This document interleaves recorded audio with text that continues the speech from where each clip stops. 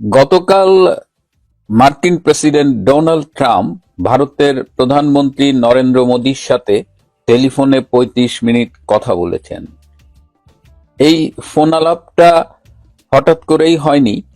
আপনারা জানেন যে গত ১৫ থেকে ১৭ জুন কানাডার আলবার্টায় G7 এর একটা সামিট অনুষ্ঠিত হয়েছে। প্রতি বছরই এই গ্রুপ 7, এই G7 এর যে সদস্য দেশগুলো আছে 7টি দেশ, তারা বৈঠক করেন এবং এই শীর্ষ বৈঠকটি এবছর কানাডার ক্যালগেরি, আপনারা সবাই জানেন সেই ক্যালগেরি খুব কাছে একটা খুব সুন্দর একটা শহর আছে, সেই শহরটার নাম হলো কানানাস্কিস।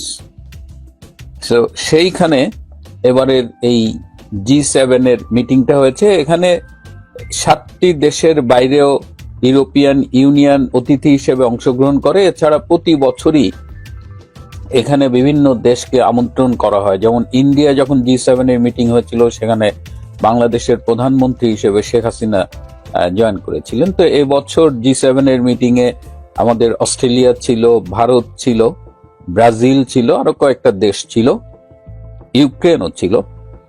তো কথা ছিল যে এই G7 মিটিং এর সময় ট্রাম্পের সাথে মোদির একটা সাইডলাইন মিটিং হবে। সেই মিটিংটি হয়নি, কারণ আপনারা জানেন যে ইরান এবং ইসরায়েলের যুদ্ধের প্রেক্ষিতে এবং সেখানে বেশ কিছু জরুরি অবস্থা তৈরি হয়।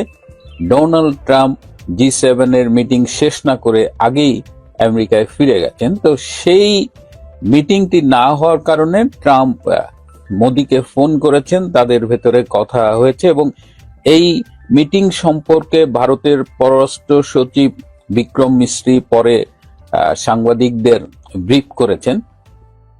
সেই ব্রিফ অনুযায়ী আমরা জানি যে টেলিফোন আলাপে ইরান এবং ইসরায়েলের যুদ্ধ নিয়ে কথা হয়েছে, রাশিয়া এবং ইউক্রেনের যুদ্ধ নিয়ে কথা হয়েছে এবং সেই ফোন আলাপে অধিকাংশ সময় যে ভারতের অপারেশন সিঁদুর, আপনারা জানেন যে 22শে এপ্রিল কাশ্মীরের পাহেলগাঁও গ্রামে যে একটা অ্যাটাক হয়েছিল টুরিস্ট স্পটে, যে পাকিস্তানের যে জঙ্গি হামলা হয়েছিল এবং তার পরবর্তীতে সেই জঙ্গিদের টার্গেট করে ভারত যে একটা পাল্টা আঘাত করেছিল, যে অপারেশনটার নাম দিয়েছিল তারা অপারেশন সিঁদুর, সেই অপারেশন সিঁদুর নিয়ে অনেক আলোচনা হয়েছে এবং সেই অপারেশন সিঁদুর পরবর্তীতে সেটা পাক ভারত যুদ্ধে জড়িয়ে গিয়েছিল। পাক ভারত যুদ্ধ কিংবা পাক ভারত সংঘর্ষ বলা যায়। তো সেই সংঘর্ষ 4 দিনের মাথায় থেমেও গেছে, কিন্তু কেন থেমেছে সেই থামার কৃতিত্বটা মার্কিন প্রেসিডেন্ট ডোনাল্ড ট্রাম্প নিয়ে থাকেন। তিনি বলেন যে তিনি দুই পক্ষের সাথে আলোচনা করে এই যুদ্ধটি থামিয়েছেন, যদিও ভারতের পক্ষ থেকে এটি স্বীকার করা হয় না। পাকিস্তানও এটি নিয়ে তেমন কিছু বলেনি, কিন্তু ভারত খুব স্ট্রিক্টলি বলেছে যে দুই দেশের সেনাবাহিনীর উচ্চপদস্থ কর্মকর্তাদের ভেতরে আলোচনার ভেতর দিয়ে এই সংঘর্ষ বা যুদ্ধ থামানো হয়েছে। মোদির পক্ষ থেকে এই কথা যখন বলা হয়েছে, তার পরের দিনই দেখলাম যে ট্রাম্প আবার বলেছে না, সেই মেডিয়েট করেছে পাক ভারত যুদ্ধ থামানোর জন্য। খুব ইন্টারেস্টিং হলো যে মোদির সাথে ট্রাম্পের আলোচনায় বাংলাদেশ বিষয়েও আলোচনা হয়েছে। বাংলাদেশ বিষয়ে কি আলোচনা হয়েছে সেটি আমি বলছি, তার আগে একটু মজার খবর বলি যে ট্রাম্প যখন মোদির সাথে কথা বলেছেন তার পরপরই আমরা দেখলাম যে পাকিস্তানের আর্মি চিফ হোয়াইট হাউসে ডোনাল্ড ট্রাম্পের সাথে লাঞ্চ করছে। যদিও 2-3 দিন আগে হোয়াইট হাউসের পক্ষ থেকে বলা হয়েছিল যে পাকিস্তানের আর্মি চিফ যাবেন না সেখানে, পরে আবার সাথে সাথেই মানে 1-2 দিনের মধ্যে আবার জানানো হয়েছে যে আর্মি চিফ হোয়াইট হাউসে ডোনাল্ড ট্রাম্পের সাথে লাঞ্চ করবেন, লাঞ্চ মিটিং হবে।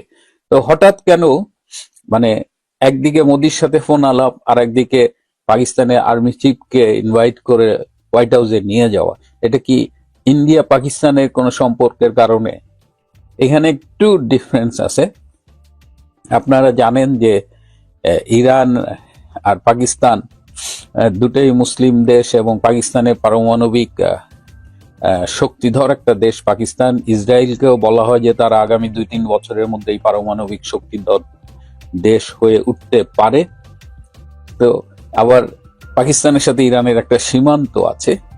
ট্রাম্প পাকিস্তানের আর্মি চিফকে হোয়াইট হাউসে ডেকে নিয়ে আসলে ইরানকে দেখিয়ে দিল যে দেখ, তোদের ভ্রাতৃপ্রতিম একটা দেশ, তোদের একটা মুসলমান দেশ, যারা এই ইরানকে আক্রমণ করলে, ইসরায়েল যখন আক্রমণ করে, তারা কিন্তু একটা বিবৃতি পর্যন্ত দিয়ে দিয়েছিল। তাদের প্রধানমন্ত্রী শাহবাজ শরীফ কন্ডেম করেছিল। তো সেই পাকিস্তান ইরানের পক্ষে কিন্তু আলটিমেটলি থাকতে পারেনি। দেখা গেল যে পাকিস্তান ইরানের সাথে সীমান্ত বন্ধ করে দিয়েছে, যাতে ইরান থেকে এই যুদ্ধের সময় ইরানিয়ানরা পালিয়ে না আসতে পারে বা শরণার্থী হিসেবে পাকিস্তানে না আসতে পারে। আরেকটা ইন্টারেস্টিং ঘটনা, এই যে পাক ভারত যে যুদ্ধের কথা বলছিলাম, ভারতের অস্ত্রের আঘাতে পাকিস্তানের যে পারমাণবিক বোমাগুলোর যে মেইন অংশটা, সেটা যেখানে প্রিজার্ভ করা থাকে সেইখানে হিট করেছিল, তার বাইরের দরজায় হিট করেছিল এবং সেখানে কিছুটা লিকও হয়েছিল, যে কারণে আমেরিকা এখানে ইন্টারফেয়ার করেছে বলে শোনা যায়। এবং এখন পাকিস্তানের যে পারমাণবিক বোমা আছে, সেখানে যে লিক আছে, টোটালটা এখন আমেরিকান আর্মির কেয়ারঅফে আছে। পাকিস্তানের পারমাণবিক বোমা এখন আর পাকিস্তানের নিয়ন্ত্রণে নেই।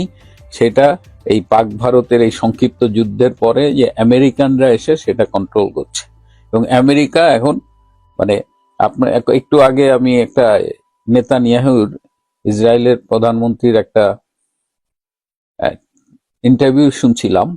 তো সেখানে তিনি বলছেন যে এই যে ইরানকে অ্যাটাক করা হয়েছে এবং এর পরে তিনি এই যে পারমাণবিক শক্তিধর পাকিস্তানকে অ্যাটাক করার কথা বলছেন। কারণ এই দেশগুলোর বিরুদ্ধে অভিযোগ হলো এরা ইসলামী উগ্রপন্থাকে পৃষ্ঠপোষকতা দান করে, এরা ইসলামী জঙ্গিবাদকে গ্লোবালি প্যাট্রোনাইজ করে। সো সেই দিক দিয়ে পাকিস্তান কিন্তু ইসরায়েলের থ্রেটের মধ্যে আছে। এবং ঠিক সেই সময় ট্রাম্প খুব শেয়ানা একটা খেলা খেলে দিল। সে ডেকে নিয়ে গেল এই পাকিস্তানের সেনা প্রধানকে এবং ইরানকে যেমন একটা শিক্ষা দিল, পাশাপাশি সেইখানে আমাদের পাকিস্তানি সেনা প্রধান আবার একটা খুব দারুণ কথা বলেছে। তিনি বলেছে যে পাকিস্তান এবং ভারতের মধ্যে যে যুদ্ধ, সেটি থামানোর জন্য ডোনাল্ড ট্রাম্পকে নোবেল পুরস্কার দেওয়া উচিত। তিনি ডোনাল্ড ট্রাম্পের জন্য নোবেলের পুরস্কারের জন্য সুপারিশ করছেন। তো এর কাছে খুবই ইন্টারেস্টিং মনে হচ্ছে যে মানে পাকিস্তানের চরিত্রটা দেখেন আপনারা। একদিকে মুসলিম ভাই ইরানের পক্ষে এক ধমক খেয়ে, আবার তাদের পারমাণবিক বোমার উপরে তাদের নিজেদের দখল নাই, সব মিলায় এখন তারা পাকিস্তান হয়ে ইরানকে ভুলে যায়, এখন ডোনাল্ড ট্রাম্পের সাথে লাঞ্চ করতেছে। এই হলো পাকিস্তান। এবং পাকিস্তান এমন একটা দেশ যে পৃথিবীর আর কোন দেশের হাতে এত মুসলিম খুন হয়নি। পাকিস্তান হলো হাইয়েস্ট নাম্বার অফ মুসলিমকে হত্যা করেছে। এইরকম একটা মুসলমান দেশ। এবং ইরানের সময়, ইরানের বিপদে কিভাবে দেখেন একদিনের মধ্যে পল্টি খেয়ে গেল। যা হোক, এই 35 মিনিটের ফোন আলাপ যেটা বলছিলাম ট্রাম্প এবং মোদির, সেই ফোন আলাপে বাংলাদেশ বিষয়ে কথা হয়েছে এবং বাংলাদেশের ব্যাপারে দুজনেই একটা বিষয়ে ঐকমত্য হয়েছে যে বাংলাদেশে একটি ফ্রি, ফেয়ার এবং ইনক্লুসিভ নির্বাচন হতে হবে।